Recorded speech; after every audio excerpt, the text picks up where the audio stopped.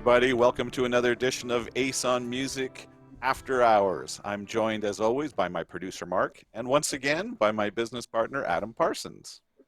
Thank you, Ace. So, guys, I was on the weekend. I was doing some reorganizing in my media room, going through the records and putting away some of the nice things I got over the holidays. And I got to reminiscing about some of the really neat additions that have come out over the years, and the wild box sets and the crazy imprints and all that sort of thing.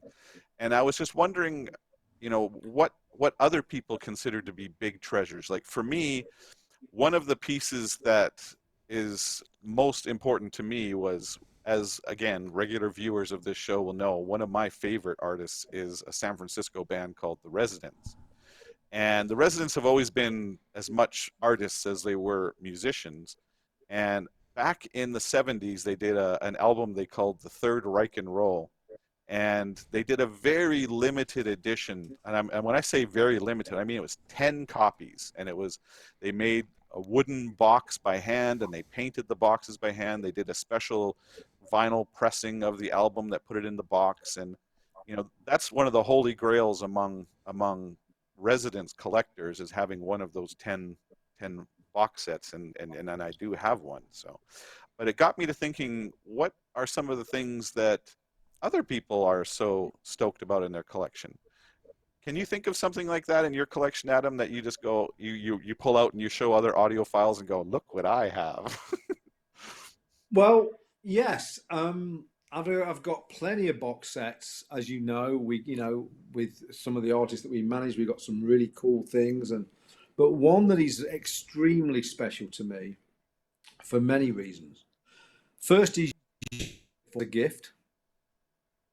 One of mine is Queen, Oh, and you yes. bought me a blue velvet box called the Crown Jewels, and inside it is their first 8 records, which is, to me, is the Queen collection. Everything from Queen to The Game, there was 8 albums.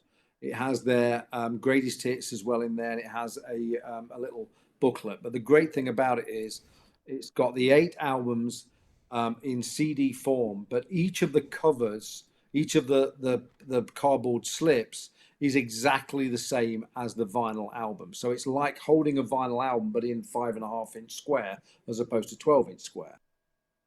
So, for instance, Sheer Heart Attack is just a single sleeve, whereas Night at the Opera is a gatefold. So the Night at the Opera CD has a gatefold sleeve with exactly the same front, back, and middle, and it's just very cool. And it has pride of place in my media room, my games room, media room. It has I keep this box on one of the shelves, right in the middle, and I've 15 years ago, and that's how I listened to it. But it's just the first 8 Queen albums, which are just 8. Everyone's a classic to me. I have my favorites, but everyone's, after that they got into the hot spaces and the sort of, and it kind of different for me. So just having that one collection in a blue velvet box with the crown jewel is probably my favorite. Fantastic. How about you, Mark? What's your crown jewel? I am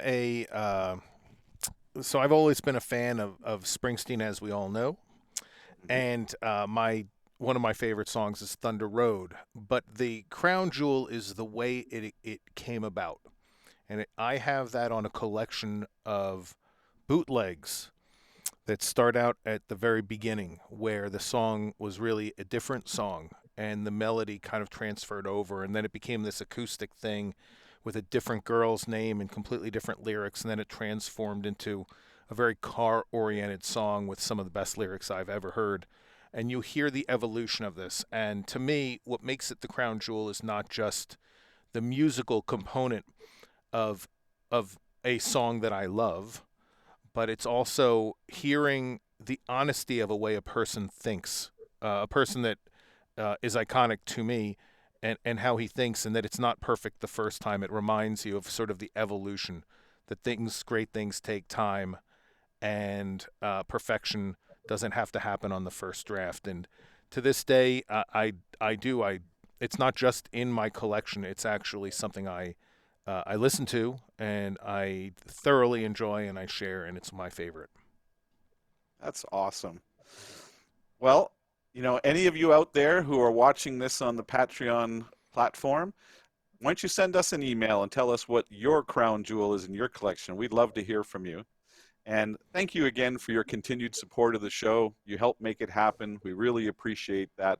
And leave your comments through the app or either email us at acetalksmusic@gmail.com. And I want to thank both Mark and Adam for joining me today. And we'll see you next week.